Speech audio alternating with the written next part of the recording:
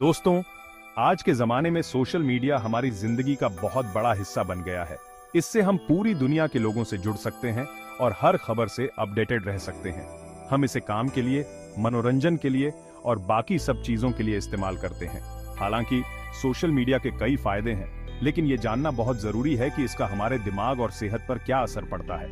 आज हम बात करेंगे कि कैसे सोशल मीडिया हमारे मेंटल वेलबीइंग को प्रभावित करता है, इसके अच्छे और बुरे दोनों पहलुओं के बारे में। हम देखेंगे कि कैसे सोशल मीडिया हमारे आत्मविश्वास, नींद और ध्यान को प्रभावित कर सकता है। इसके अलावा हम सोशल मीडिया का इस्तेमाल सही तरीके से करने के कुछ आसान तरीके भी सीखेंगे। इन परेशानियों को समझकर और अच्छी आदतें अपनाकर हम सोशल मीडिया का फायदा उठा सकते हैं और साथ ही अपने मेंटल वेलबीइंग का भी ख्याल रख सकते हैं। याद रखें, जरूरी है कि आपको एक ऐसा संतुलन मिले जो आपके लिए सबसे अच्छा हो। तो चलिए इस सफर पर साथ मिलकर समझदारी और मजबूती हासिल करते हैं। सोशल मीडिया जहां एक तरफ हमें डिजिटली जोड़ता है, वहीं दूसरी तरफ ये हमें अकेलापन भी महसूस करा सकता है। दूसरों की बनावटी जिंदगी और खूबसूरत तस्वीरें देखकर हम खुद को कमतर महसूस करने लगते हैं और हम पर दबाव बढ़ता है।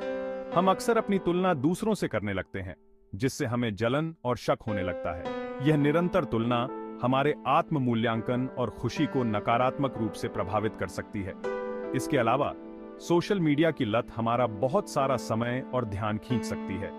हम खुद को बिना रुके अपने फीड्स में स्क्रॉल करते हुए पाते हैं, असली जिंदगी के रिश्तों और जिम्मेदारियों को नजरअंदाज करते हुए। इसलिए जरूरी है कि हम अपने सोशल मीडिया के इस्तेमाल पर ध्यान दें और सीमा तय करें, ताकि यह हमारी जिंदगी को बर्बाद न करे।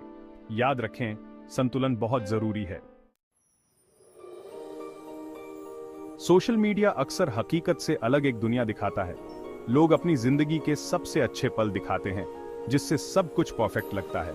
इससे हम खुद की तुलना दूसरों से करने लगते हैं और खुद को कमतर या जलन महसूस करते हैं। जब हम लगातार खुद को दूसरों से कंपेयर करते हैं, तो हम अपने लिए गलत उम्मीदें बना लेते हैं और अपनी उपलब्धियों को कम आंकते हैं। यह याद रखना जरूरी है कि हर किसी का सफर अलग होता है और हमें अपनी प्रगति और विकास पर ध्यान देना चाहिए।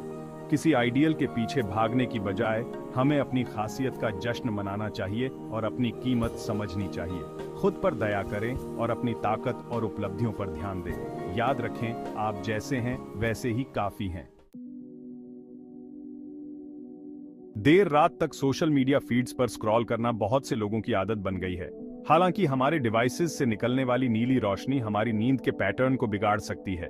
इससे अनिद्रा, दिन में थकान और दिमाग ठीक से काम न करने जैसी समस्याएं हो सकती हैं। इसके अलावा सोशल मीडिया कंटेंट की वजह से हमारा दिमाग हमेशा चलता रहता है, जिससे आराम करना और सोना मुश्किल हो जाता है। इसलिए अच्छी नींद के लिए एक रूटीन बनाना और ऐसा माहौल बनाना बहुत जरूरी है जहां आराम से सोया जा सके। सोने से कम 1 घंटे पहले इलेक्ट्रॉनिक डिवाइसेस बंद करके देखें।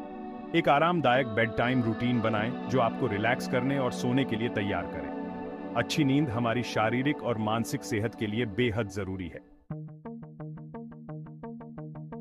भाग 5, ध्यान भटकाव, बिखरा हुआ ध्यान। लगातार नोटिफिकेशन और अपडेट के साथ सोशल मीडिया हमारा ध्यान भंग कर सकता है और किसी भी काम पर ध्यान केंद्रित करना मुश्किल बना सकता है। कुछ छूट जाने का डर या फोमो हमें बार बार चेक करने और स्क्रॉल करने पर मजबूर कर सकता है, जिससे हमारा काम और प्रोडक्टिविटी प्रभावित होती है।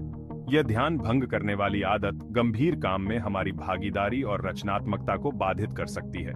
फोकस और प्रोडक्टिविटी में सुधार के लिए सीमाएं बनाना और ध्यान भंग करने वाली चीजों को कम से कम करना बहुत जरूरी है।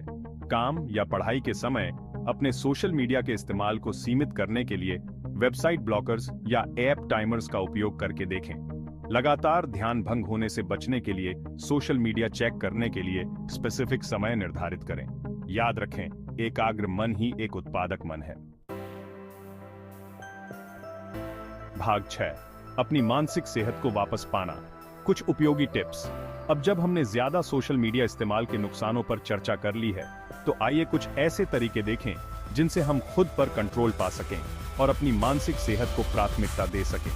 सबसे पहले अपने सोशल मीडिया के समय को सीमित करें। अपने लिए डेली या वीकली लिमिट सेट करें और उनका पालन करें। अपने इस्तेमाल को ट्रैक और प्रबंधित करने के लिए अपने फोन में ऐप टाइमर या पहले से मौजूद सुविधाओं का उपयोग करें। दूसरा, इस बात का ध्यान रखें कि आप किस तरह का कंटेंट देख रहे हैं। उन अकाउंट्स को अनफॉलो करें जो आपको कमतर महसूस कराते हैं या नकारात्मक भावनाओं को ट्रिगर करते हैं। याद रखें, आपके पास अपने ऑनलाइन एक्सपीरियंस को बेहतर बनाने और ऐसे कंटेंट को प्राथमिकता देने की शक्ति है जो आपको प्रेरित करता है।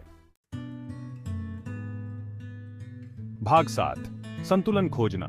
स्वस्थ मन के लिए स्वस्थ आदतें। अपने समय को सीमित करने और अपने फीड को बेहतर बनाने के अलावा इन अच्छी आदतों को अपनी दिनचर्या में शामिल करने पर विचार करें। Digital detox.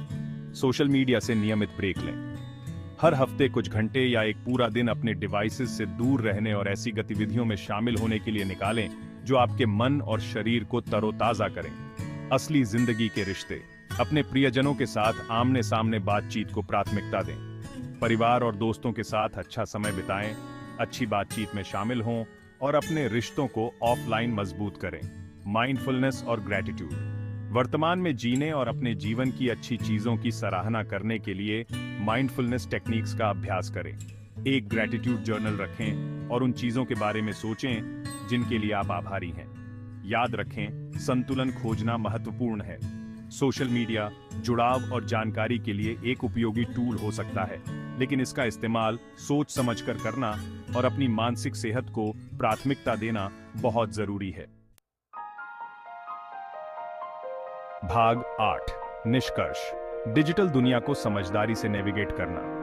अंत में, जहां सोशल मीडिया के कई लाभ हैं, वहीं इसके हमारे मानसिक स्वास्थ्य पर पड़ने वाले संभावित प्रभावों के प्रति जागरूक होना भी उतना ही जरूरी है। जोखिमों को समझकर और अच्छी आदतें अपनाकर हम नकारात्मक प्रभावों को कम कर सकते हैं और इस शक्तिशाली टूल के सकारात्मक पहलुओं का उपयोग कर सकते हैं। अपने समय को सीमित करना, अपने फीड को बेहतर बनाना और असली जिंदगी के रिश्तों को प्राथमिकता देना याद रखें।